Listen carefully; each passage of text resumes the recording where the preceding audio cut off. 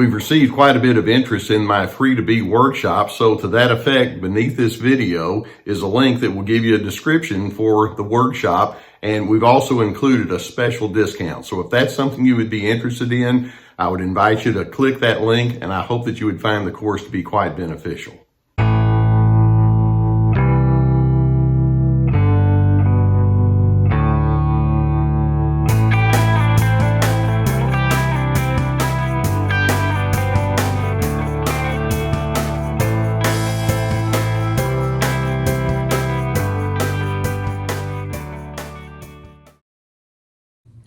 Best case scenario, as you engage with other individuals that are going to be inside your positive sphere of influence, you're going to be able to find individuals who have a knack for finding out the things that are right and good. There are some people, as they approach you, that they'll think, well, I know that you have some things about you that differ from me. Let's see if we can make that work. I'd like to know why you think the way you do, and I'd like to be able to glean from the knowledge that you might bring to the equation. Let's work together. And they appreciate your uniqueness, and they try to bring out the things in you that are right and good. And I hope you're that way toward other individuals. Now, is that what you think about when you consider those narcissistic individuals in your life? So many times I've had individuals who will say to me, this person that I'm engaging with, they can't be pleased. I can't do anything right whenever I have an opinion or a preference or a priority that's not the same as theirs. It's immediately struck down. It's like they just have this bucket of cold water they're constantly wanting to throw on me. And they'll say, I hear phrases coming from that person like, well, that's never going to work. Or why would you come up with an idea like that? Or why should I try to coordinate with you? You're stupid. You don't know what you're doing anyway.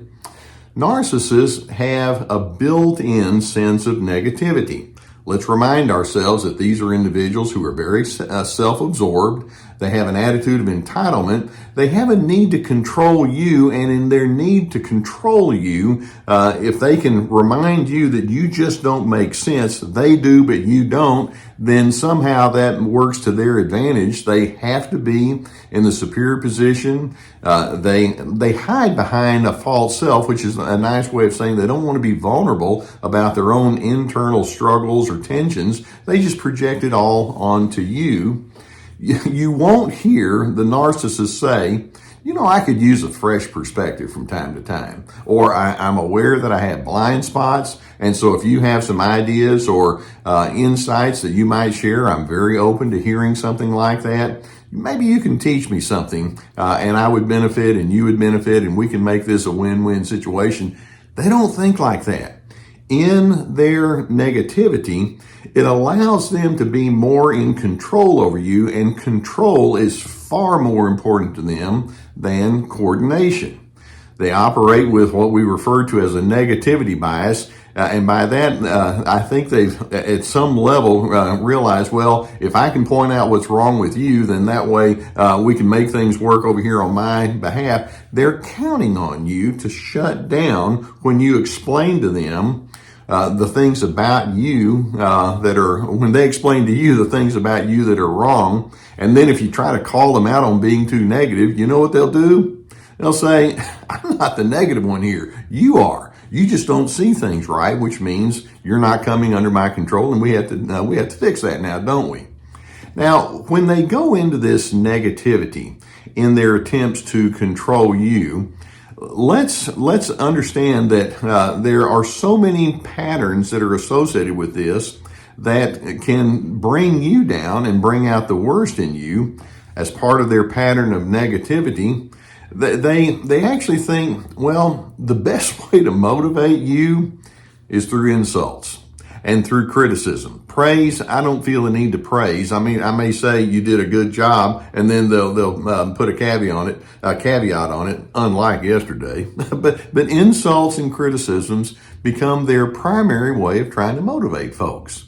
In addition, they would rather instill intimidation in you rather than instilling calmness on the inside of you. I want you to think about that.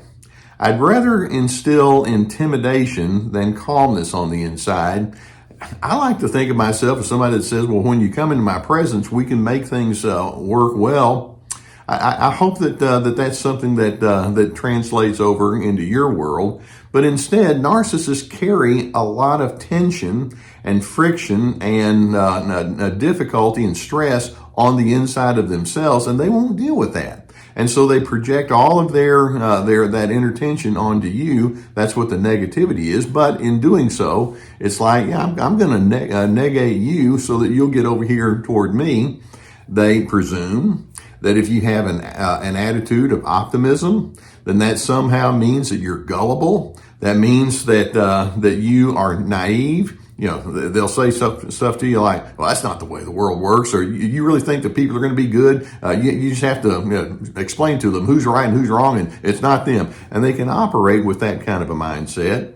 In addition, in the negative mind of the narcissist, they actually think that humiliation can keep you in line. If I can explain to you why you are an embarrassment to yourself, you're an embarrassment to whatever calling you have, then somehow that's going to get you in line and it's going to make our world a better place. They don't see how inappropriate that is. In their use of negativity, they're hoping to gain conformity. If I can explain to you in their way of thinking, if I can explain to you why you just don't do the right things, then you'll get over here inside my box and you'll stay inside my grooves. That's the mindset that they carry. It allows them to pronounce judgments on you, but you see, they won't call it judgments. They'll say, I'm just trying to help. But ultimately, you're a loser if you don't think the way that I do. Get over here and I'll explain to you how not to be such a bad loser. And then ultimately, in their negativity, they can create in you a why bother reaction, which is exactly what they're wanting you to do. You can, if you're walking around feeling defeated, then they're walking around thinking, yeah, because I conquered you and you ought to be in that defeated position. Good thing you have me in your world. That's how they think. Now, let's understand that beneath the surface, there's a whole host of other issues that they're not coming to terms with. And they're certainly not going to discuss with you. But in a narcissist's attempt to control you via negativity, it reveals that these are people who have a very bleak or a dark outlook or mindset toward the world. And I'm thinking, how did that happen? How is that instilled on the inside of them? And you can easily guess that they must have been the recipient of a great deal of bleakness and negativity in their own deep history. Likewise, in their negativity, it reveals that they are in a cover-up mode regarding their own failures and their own frailties and ineptitude. In their negativity, basically what they're saying, they're not coming to terms with it and they won't admit this, but what they're saying is, I can't handle complexity. It's too much trouble. If I can just get everybody to see they're wrong and I'm right, then that makes things a whole lot more simple for me. But it's a cover-up. It's their way of saying, I've never really learned how to be a competent person in dealing with diversity. It also reveals, their negativity also reveals that they have ongoing anger, and to the point to where they're committed to their anger. Now, obviously, again, they won't say this, they won't admit it, but there's an easy edginess or irritability or futility or criticism that they operate with. All of that's part of their unresolved anger system. Their negativity also reveals that they have hidden fears. In the narcissist world, people out there, including you, are not trustworthy. So in their way of defending themselves from the lack of trustworthiness of other individuals, they go on the offense. Likewise, their negativity reveals shame-based thinking. It's like, well, I've received shame in my past, therefore now I'm going to give you shame. Somehow that makes their shame a little easier to bear. And it also illustrates that they have an anti-love approach toward life. When you love someone, you realize we're going to come toward each other with differences and pluses and minuses, and we can offer patience, or we can have kindness and respect in the midst of all of that. And we can give affirmation where affirmation is due, but instead the narcissist is going to bring rudeness, They're going to bring abruptness. They're going to bring false accusations, those kinds of things. They can argue with a tree stump. You know how that works. Your task when narcissists attempt to control you via their own negativity is to see through what's going on. Again, I'm going to go back and reiterate. It's a cover-up. These are people who have a great deal of pain on the inside of themselves, and they refuse to address it, but nonetheless, it's their pain, it's their internal chaos that's prompting them to come toward you with such persistent negativity. They fear being disrespected, and so what they're trying to do is they're trying to get ahead of the posse, so to speak, by saying, well, if I can proclaim everyone out there not nearly as enlightened as me, then I win. But in doing so, they just reveal that there's a great deal of fear of disrespect that they're operating with. Now, when narcissists come toward you with chronic negativity and they try to control you with that, just know that you're dealing with classic projection. They're seeing in you all of the damage that they won't come to terms with within themselves. And I'm hoping you can eventually determine, obviously, you have demons in your closet that you're not willing to address. Those demons have damaged you greatly. I'm sorry for your strain, but I don't feel that it's my job to have to carry the burdens that you refuse to address, nor do I feel like I'm going to be controlled by the things in your life that you can't come to terms with. I have better objectives in my life, and I'm going to move on despite the fact that you may think that I'm stupid. It's your negativity. You can have it. I'm not buying into it. I'll not be controlled by it. Now, I hope that this gives you some good awareness of what you're dealing with. If you've not already hit that subscribe button, I would encourage you to do so, and we're going to keep more videos coming towards you. I hope that as you watch the videos on a cumulative basis, it gives you that much more of a sense of enlightenment. So please, if you haven't hit the subscribe button, go ahead and do so, and we'll keep more coming. Also, when you're up against something like this, I know that many of you could think, I could use some therapy. Well, I'm a therapist myself. I'm retired from my therapy.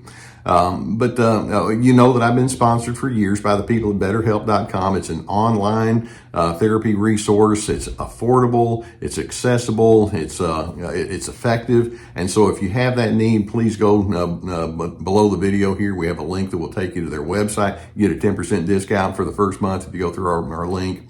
Likewise, I have my classes, and these are very extensive in the way that they guide you towards helpful goals. And it's like signing up for an online class. We have Ready, Set, Connect about making good connections with others. We have This Is Me about establishing your boundaries. We have Free to Be, finding yourself despite those controllers in your life. So those are available to you. Likewise, I have my webinars, which is a different format, and they're on my website, along with many articles. We have my podcast. We have books, plenty of resources. Okay, narcissists have falsely presumed if I can explain to you why there's much wrong about you, then I'll set you straight, I get to be in control, and everything's going to be just wonderful. Let's not buy into that. That's a sad way to live, and it's certainly not effective in the long run. It just makes people think, go away, get away from here. I'm hoping instead that you can commit yourself to the much cleaner alternatives and healthy boundaries and good character development. And in doing so, it establishes you to be that person of steadiness, and then ultimately it can lead you to your place of peace.